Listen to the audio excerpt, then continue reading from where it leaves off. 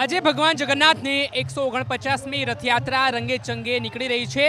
જમાલપુર ખાડિયાના ધારાસભ્ય ઇમરાન ખેડાવાલાનો આ વિસ્તાર છે ને દર વર્ષે તેઓ ભગવાન જગન્નાથની રથયાત્રામાં ભગવાનનું સ્વાગત કરવા માટે અને જે આ મંદિરના મહંત છે તેનું સ્વાગત કરવા માટે અહીંયા સ્ટેજ બાંધતા હોય છે અને સ્વાગત કરતા હોય છે। તેમની સાથે વાતચીત કરીએ। ઇમરાનભાઈ, આપ આ વિસ્તારના ધારાસભ્ય છો, જગન્નાથ મંદિર આપના વિસ્તારમાં આવે છે ને આમાં પણ ભવ્ય રથયાત્રા બીજા નંબરની દેશની નીકળી રહી છે। શું કહેશો? ખાસ કરીને એક મહિના પહેલાં બંને સમુદાયના લોકો સાથે શાંતિ સમિતિની બેઠકો થાય છે, સંકલન થાય છે ને હવે આ દિવસ જેની રાહ જોવાય છે તે દિવસ આવી ગયો છે।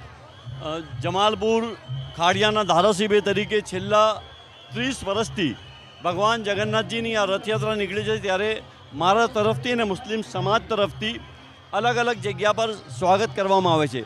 2 દિવસ પહેલાં જ ભગવાન જગન્નાથજીની રથયાત્રાના અંદર મહંતશ્રીના આશીર્વાદ લઈને ગુજરાત માટે, સમગ્ર ગુજરાત અને દેશ માટે શાંતિ અને સલામતી રહે તેના માટે સૌ લોકોએ સાથે મળીને પ્રાર્થના કરી અને મારા તરફથી દિલીપદાસજી મહારાજને ચાંદીની સીધી સૈયદની જાળી આપીને તેમને દેશ માટે અને ગુજરાત માટે પ્રાર્થના કરવા કીધું। ખાસ કરીને ભગવાન જગન્નાથજીની 149મી આ રથયાત્રા નીકળી છે ત્યારે આપ જોઈ રહ્યા છો કે શાંતિ સમિતિના તમામ સભ્ય, તમામ સમાજના હિન્દુ, મુસ્લિમ, શીખ, ઈસાઈ તમામ સમાજના લોકો આ રથયાત્રાની અંદર જોડાય છે અને એક શાંતિનો સંદેશો આપે છે। જ્યારે ભગવાન સ્વયં પોતે દર્શન આપવા નીકળતા હોય ત્યારે લોકોના અંદર અનેરો ઉત્સાહ હોય છે અને આખા વિધાનસભા વિસ્તાર જમાલપુર ખાડિયા વિધાનસભાના અંદર આ મારો વિધાનસભા વિસ્તાર છે, જગન્નાથ મંદિર જ્યાં આવેલું છે તે મારા વિધાનસભા વિસ્તારમાં આવેલું છે।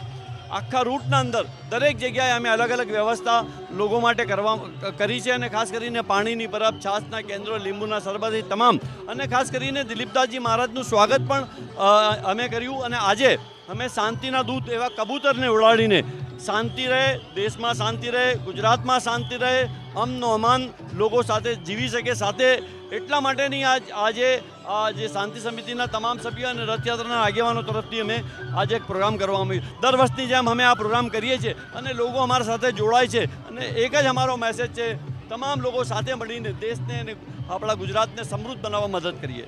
ઇમરાનભાઈ, ખાસ કરીને વાત કરીએ તો કેટલાક લોકો સોશિયલ મીડિયા પર બે સમાજ વચ્ચે વિભાજન થાય, વર્ગ વિગ્રહ ઊભો થાય તેવા પ્રયાસો કરતા હોય છે ને તમે ખુદ વિધાનસભામાં જોજો, સરકારના પણ કેટલા મંત્રીઓ આ પ્રકારના નિવેદનો કરતા હોય છે, તો શું મેસેજ આપશો કે લોકોમાં આ એકતા અકબંધ રહે? જે રાજકીય નેતાઓ છે, આગેવાનો છે, જે હેડ સ્પીચ આપીને દેશની શાંતિને દોડવાનો પ્રયાસ કરી રહ્યા છે તેને હું કહેવા માગું છું કે અમારી દેશની એકતા કોઈ નહીં તોડી શકે।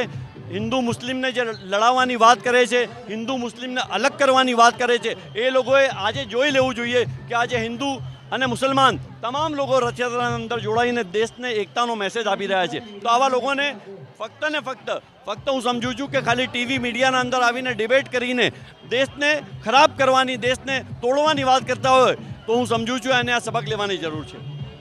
આપણે સાંભળ્યા હતા જમાલપુર ખાડિયાના ધારાસભ્ય ઇમરાન ખેડાવાલા, તેમનું મહત્વનું નિવેદન સામે આવ્યું છે। તેમણે કોમી એકતા અને એખલાસનો પણ મેસેજ આપ્યો છે ને જે લોકો નફરત ફેલાવવાનું કામ કરે છે તેમને જનતા જડબાતોડ જવાબ આગામી દિવસોમાં આપશે તે પ્રકારની પણ સૂચક વાત તેમના દ્વારા કરવામાં આવી છે। દર્શક મિત્ર, આવા જ અપડેટેડ વિડીયો આપના સુધી પહોંચાડતા રહીશું, એટલે નવજીવન ન્યૂઝ જોતા રહો, લાઇક કરો ને વધુમાં વધુ શેર કરો।